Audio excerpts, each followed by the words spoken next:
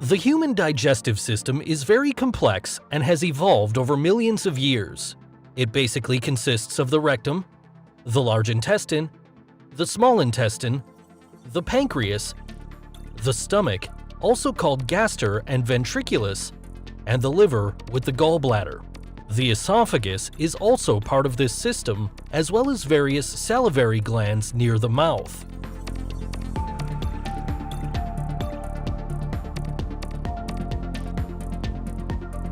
First, the food is broken up in the mouth by the teeth and then mixed with saliva with the help of the salivary glands. Saliva contains a digestive enzyme called amylase that already begins to digest carbohydrates in the mouth. It splits carbohydrates into smaller units.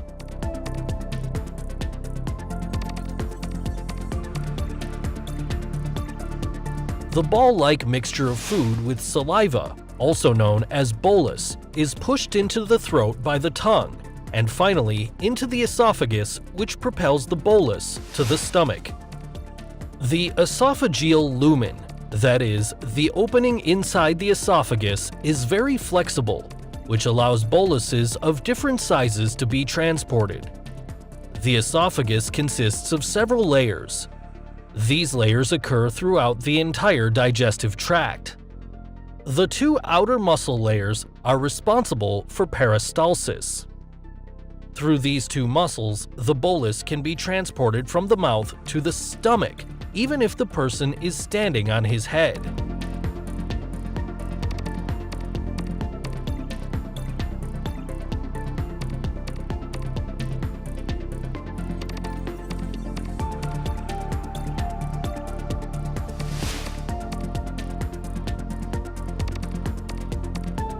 The stomach is often divided into 6 areas.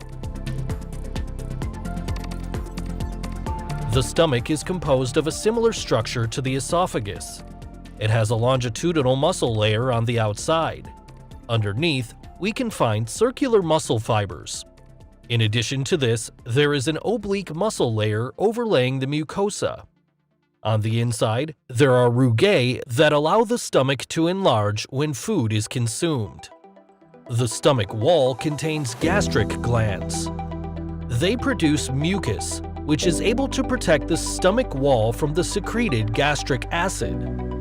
Gastric acid is produced by simply smelling or seeing food, but also spices, and the stretching of the stomach causes the secretion, that is, the release of gastric acid. About 1 to 2 liters of gastric juice are produced per day. Since the esophagus does not have a protective mucus layer like the stomach and esophagus are separated by a sphincter. It relaxes when a bolus is pushed from the esophagus into the stomach and then contracts to prevent acid and food from going back up. Gastric juice consists, among other things, of hydrochloric acid, the enzyme pepsin, the intrinsic factor, and lipase for the digestion of fat.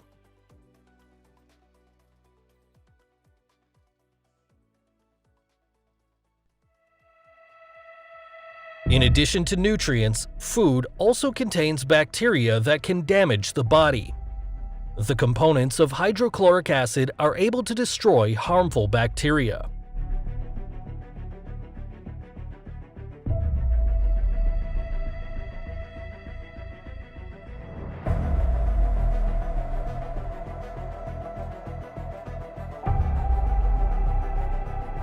In addition, hydrochloric acid converts pepsinogen, also released by the gastric glands, into pepsin.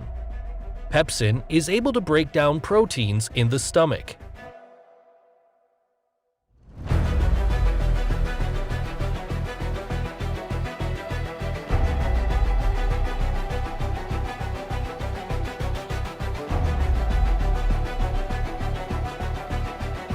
For a vitamin B12 absorption in the small intestine, the intrinsic factor is needed, which is produced by the gastric glands.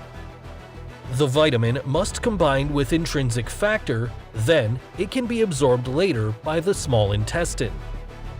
Vitamin B12 helps keep the body's nerve and blood cells healthy and helps make DNA. It also contains gastric lipase, an acid-resistant enzyme for fat digestion.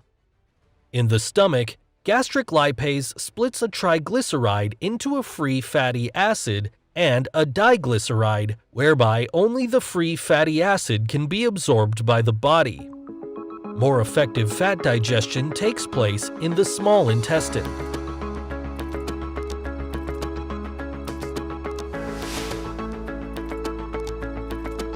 Through gastric juice and stomach movements, which take place approximately every 20 seconds, the individual boluses are mixed to a semi-fluid mass of partly digested food, the so-called chyme.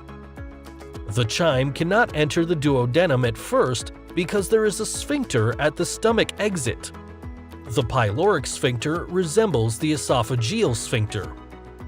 The pyloric sphincter opens only a few millimeters, so that larger pieces remain inside the stomach. In the first section of the small intestine, the duodenum, bile, and pancreatic secretions are mixed with the chyme via the ampulla of Vater. Pancreatic juice contains numerous digestive proenzymes and enzymes. In order for these to do their job, a higher pH value than that in the stomach is necessary. For this reason, pancreatic juice contains sodium hydrogen carbonate.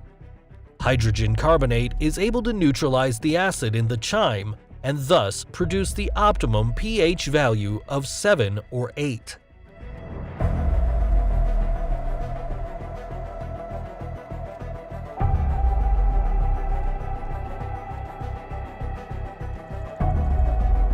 Pancreatic juice also contains proenzymes. It is only through enterokinase, released by the duodenum wall, that the proenzyme trypsinogen becomes trypsin, which can split proteins and activate other trypsinogens. We also find alpha amylase, which we had already found in the mouth.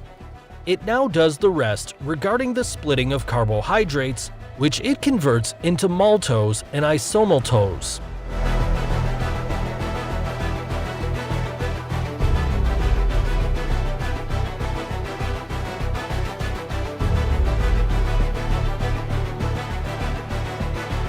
Furthermore, pancreatic lipase is able to split triglycerides into two free fatty acids.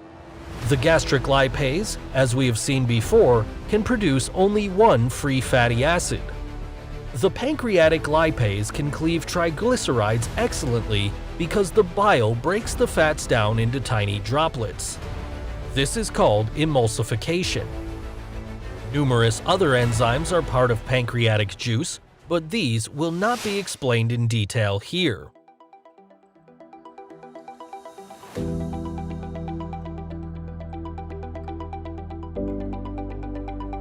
Bile is produced by the liver cells and transported to the gallbladder. The bile is stored in the gallbladder and finally added to the food in the duodenum via the ampulla of Vater. The pancreas also releases juice via the ampulla of Vater. The small intestine consists of three sections: duodenum, jejunum, and ileum. The ileum continues into the large intestine in the right lower abdomen. The duodenum and the jejunum have circular folds to increase the contact surface with the food. These circular folds extend about 1 centimeter into the lumen of the small intestine.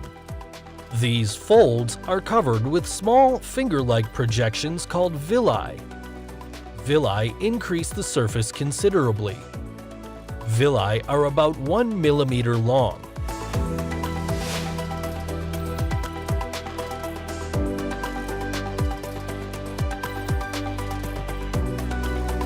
Each villus contains blood capillaries and a lymphatic capillary called lacteal, which we will see later. The nutrients, marked green here, are absorbed by the villus and transferred to the blood capillaries.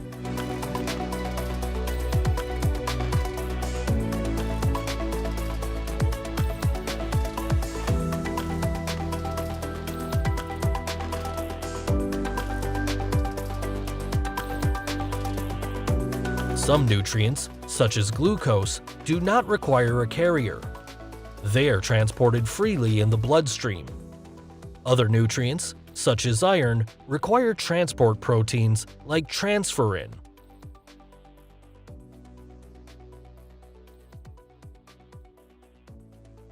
Fats are transported by chylomicrons, which are lipoproteins.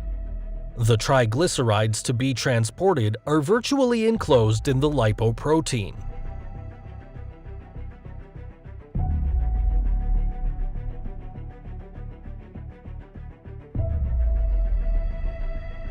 Chylomicrons and triglycerides are then transported through the lacteal of the villus. Each villus is covered by even smaller microvilli. They multiply the intestinal surface considerably. The microvilli absorb nutrients and transport them to the inside.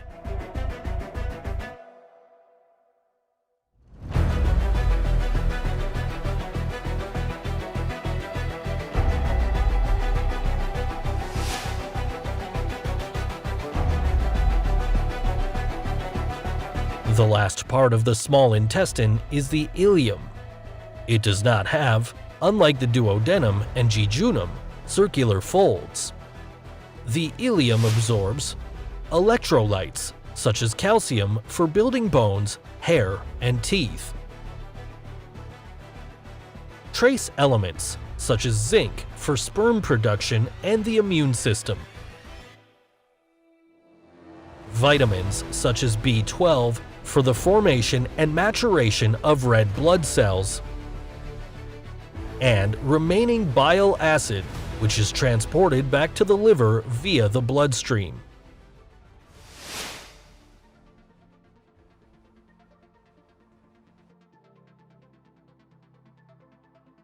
As with the esophagus, the food is transported by peristalsis. In contrast, segmentation contractions serve to mix the chyme, which is shown here in yellow and red, to make it easier to see the mixing process.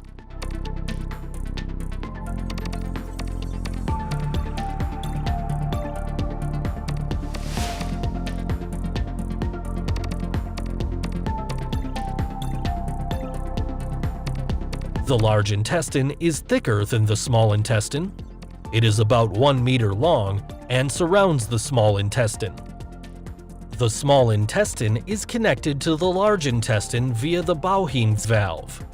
It opens when chyme is to pass from the small intestine to the large intestine.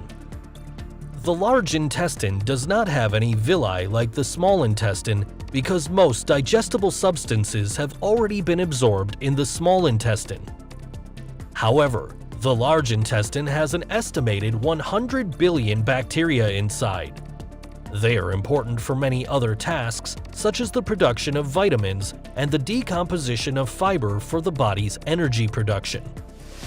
Many of these bacteria are an important part of the immune system by killing harmful germs. Through peristalsis, the chyme is transported from the ascending colon to the transverse colon to the descending colon. On its way through the large intestine, water is removed from the chyme. Furthermore, mucus is added for proper excretion of waste. Substances that cannot be absorbed through the small intestine or the large intestine remain in the rectum and are finally excreted through the anus.